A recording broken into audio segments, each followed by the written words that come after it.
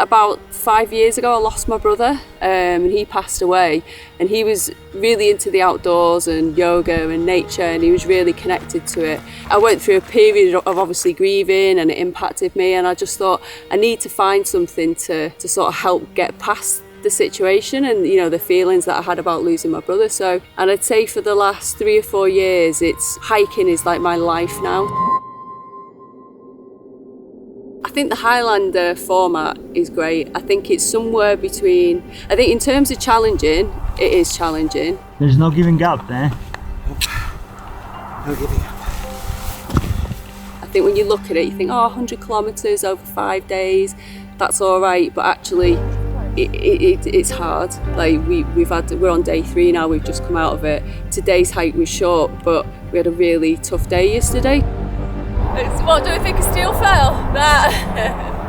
And I think we all thought today would be a breeze, and actually it's not, because it's compounding each day. So I think it is challenging.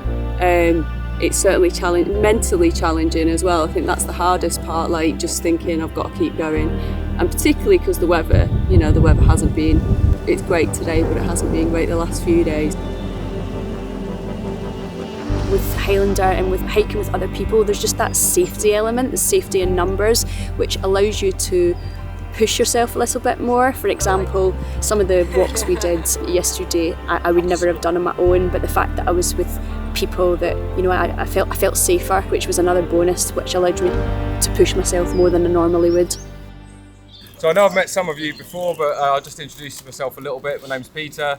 I run an outdoor travel blog, and I'm a travel writer, which means I get to travel all around the world, climbing mountains, going on really cool treks, and people pay me for it. So in my mind, it's kind of the dream job. So I first got into hiking when I was in my 20s. A friend of mine took me up to Scotland, and we spent 4 days up there, and it really changed my life actually. Before then I used to go traveling a lot, but I used to go do city breaks and things like this. Now nearly all of my holidays are in the outdoors. That's what I want to do. I started spending more and more time in the mountains, and even longer in the mountains, and it really just developed a great respect for nature and the outdoors and the wildlife that we find there, and how important that is to, you know, the whole world really. And the nice thing about Highlander is that it encourages that. And so if you haven't had a huge amount of experience in the outdoors, then this is a great goal to work towards.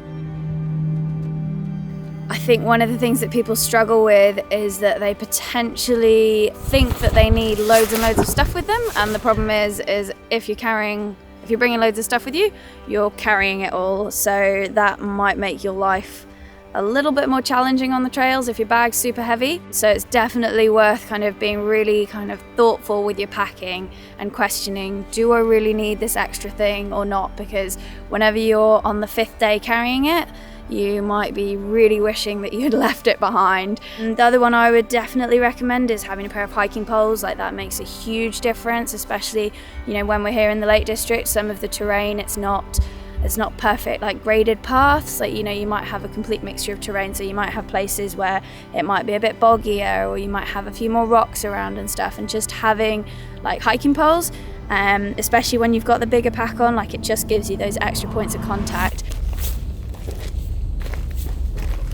Somebody told me something recently, and I think it's really important. If you want people to love nature, they need to spend time with it, okay? You're not going to fall in love with nature if you don't get used to it and you get to spend time in the outdoors. And I think now more than ever, it's probably the most important thing in the world. We've got a climate crisis on our hands, and we've got changing weather, and people need to change the way they live their lives. But they're not going to do that if they can't see the end game.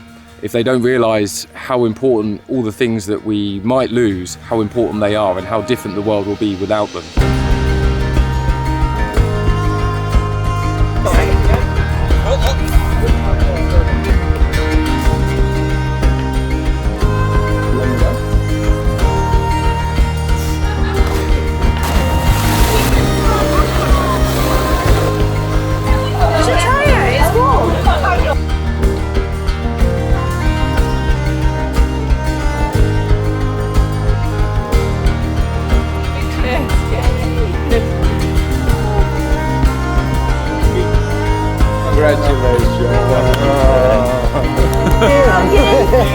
You smell. Yeah. Right. Okay. Done.